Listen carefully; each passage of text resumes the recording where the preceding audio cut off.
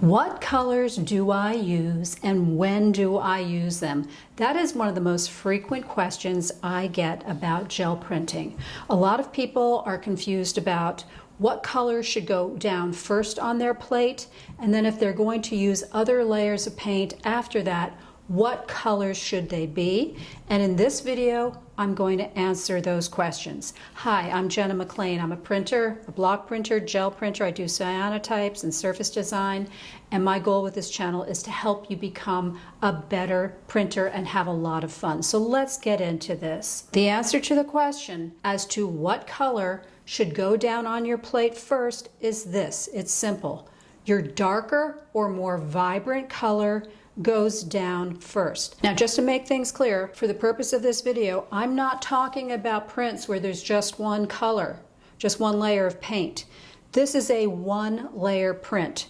I coated up my gel plate with green paint, I pressed a hosta leaf into it, and I put a piece of paper down and I pulled it, and that was it. So this is a one color, one layer print.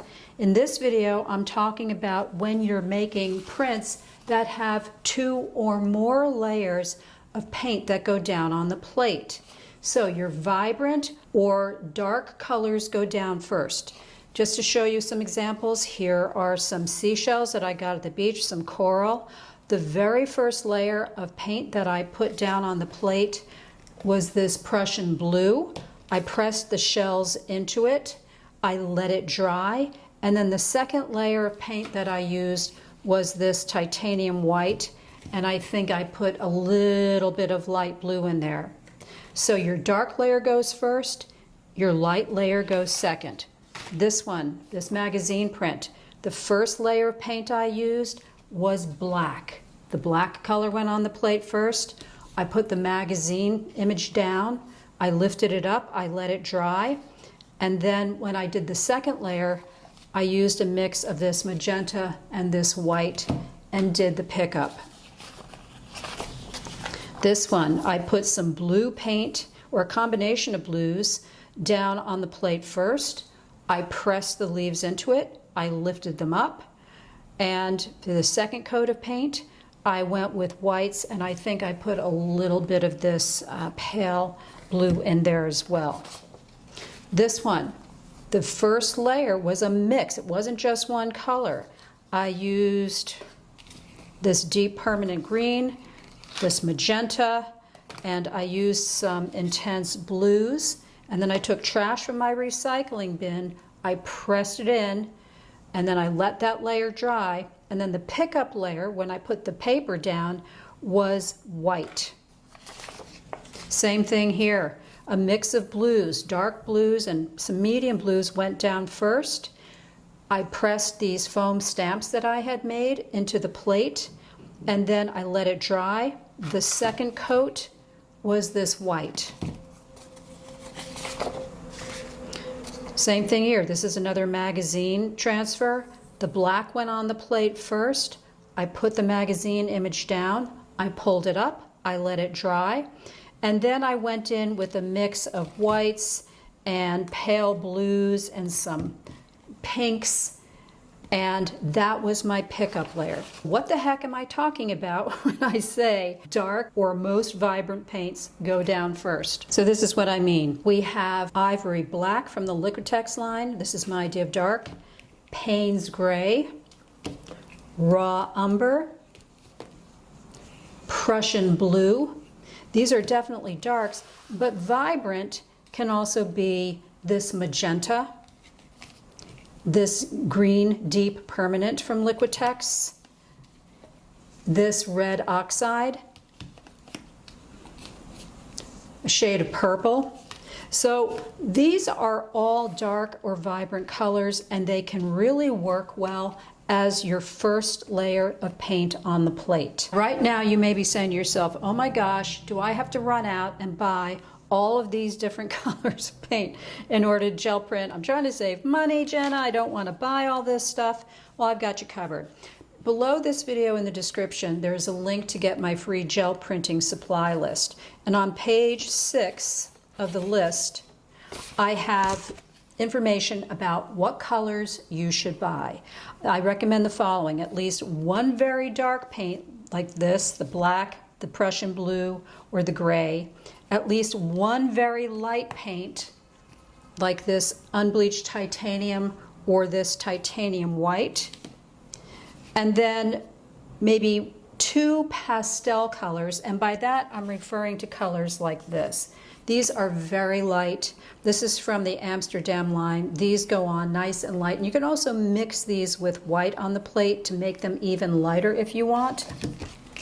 And I also recommend 2 bright colors. And my idea of bright could be this blue, this green, this red. If you're just getting started with gel printing and you don't want to splash out a lot of money right now, you can get started with about 6 tubes of paint and really create some nice prints. Also on the supply list, I mentioned this particular product. This is from Liquitex. This comes with 24 little tubes of paint. I'm not getting paid to recommend Liquitex. I just really like their paints. And so in this particular set, you get 24 little tubes, and they have a couple of darks, a couple of lights, all the mid-ranges. So this is another economical way to get your hands on all of these different colors at a fairly decent price point. So right now I want to talk about some composition techniques, things that are more on the artistic side that will help you get a really nice print. When you create a print like this, you're going to have a lot of empty space around the items that you pressed on the plate, in this case the ferns. When you have a lot of empty space like this, you can go with some kind of intense lighter colors around it. That will work, okay? Because otherwise, if you just put pure white paint down and lift it, it's going to be a boring print. So I even created some splotches here and left them. I didn't even try to brayer them out.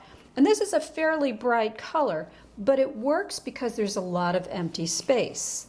The same thing goes for this magazine image. When I first printed the black part, there was a lot of empty space around her. I could play with lots of different colors, and the colors are kind of intense. This is a lilac. I believe I used this one right here, and some white. But when you have a lot of empty space, the print will look really nice if you go with some kind of funky colors. This print here is also a good example. For the first layer, I put down this raw umber paint, and I pressed the leaves onto the plate. I took a piece of paper, I pressed it down, I rubbed, I pulled that paper up, and so I ended up pulling off all of the brown paint that was here, and then it left these impressions here. So I let this dry, and then for my second layer of paint, I went kind of dark. This is not super light. I don't remember what greens I used. I may have used these and these, but this is kind of dark, and I threw some blue in here too, but it still works. Why? Because, as I say, there's lots of empty space, lots of real estate here where you can play and experiment. So when you're putting together your prints, if you have a lot of empty space like this, and like this, and like this, your print can look really boring if you don't do something interesting in the empty spaces, which is specifically why with this particular print, this black and white of this, from this magazine image, it looked kind of boring. So I went in with all these colors for the pickup layer, and it still looked boring. So that's why I took out the markers and started playing around with it. Here's a print that I just made, and I just created a video on YouTube in which I showed exactly how I made this print, and I will link that video below. With this particular print, there are about 5 layers of paint on here. I created this one first. This was the first one that went down on the plate. I used the darkest color, and I used a stencil. I let it dry. Then I put down another stencil, and I put on another layer of paint. I put down, I think, 3 layers of stencils and 3 layers of paint. My final layer was a white, and I just did 1 pull. So this is another example of a print that you can make You start with your darkest color first and you go lighter the more layers you add. When you're making prints like these, you've got a separate issue. Let me talk about this one first. I covered the plate with ink and then I started pressing my trash into it. When I was done, there's still a lot of paint on this plate. There's not a lot of empty real estate here. I waited for the first layer to dry, and with a print like this, you almost have to use white paint. White paint is just about the only paint that you can use for your pickup layer because it's the only thing that's going to show against these dark and vibrant colors. Think about it. If I had used, instead of white as my pickup layer, if I had used a shade like this intense blue, this would all get plugged up with color. You might not even be able to see this.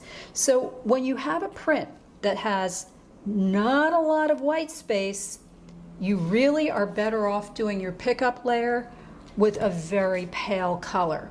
The same thing here. This is another example. There's a lot of paint here. There's not a lot of real estate. So I had to use white paint as my pickup layer in order to see these things, because if I had used a color like this or even a shade like this, these pieces here, they're just going to disappear. You're not going to be able to see them in the print. So this is just some composition information when you're doing your prints. When you're looking at traditional printing, I'm talking about printing of books or paper or magazines or printing fabric. If you go into any printing shop or manufacturing facility, or if you do block printing or silk screening at home, the surface that you're printing on is always below the printing press or the object that's coming down to lay ink on it. This is some beautiful paper I picked up at a shop, and in traditional printing methods, the lightest color goes down first and then the colors go down that are darker, and the final layer of paint or ink is always the darkest. So with this particular paper, there are only two colors that they use. They use this beautiful gold. That went down first when they printed this paper because it's the lightest color. Then they went with the darker color. So I think this is one of the reasons why when people start gel printing, their brain gets in a twist. They're like, what? What do you mean I put the darkest color on the plate first? It's because with gel printing, the paper is on top, or if you're gel printing on fabric, it's on top and the ink or the paint is below. It's reversed. To give you another example, I am a silk screener, and this is a silk screen. And this is a traditional printing method. Well, with silk screening, the lightest colors go down first and the darkest color is the one you finish with because the paper is below the thing that has the paint on it. So this is a silk screen I did of Rosalind Franklin, famous female scientist. When I printed this, the gray was the lightest color, even though it looks kind of dark and intense, probably on camera. That was the color that went down first. The yellow went down second. So the very first time I put down the gray, I took the screen, it had all the gray bits on it. You take a squeegee and you squeeze the gray paint through and you get the gray down first. Then I put the yellow down, then I think I did the turquoise. If you take a look at this, I printed the word Franklin in turquoise on top of the yellow. This has to sit on top of the yellow because it's darker. The darker ink will sit on top of the lighter ink and it will really pop. If I had printed the turquoise first and then the yellow second, this would have looked all blurry, and actually some of these areas here, they might even look green where the two colors came together.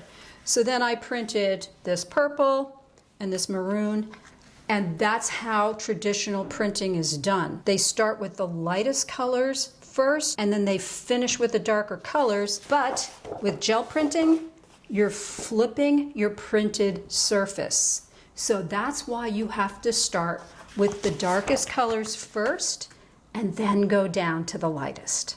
I hope this video has been helpful to you. If you have any questions, please let me know in the comments. If you like this video, please hit like and subscribe to the channel. I am going to be doing a lot more gel printing and cyanotype and block printing videos in the future, so stay tuned.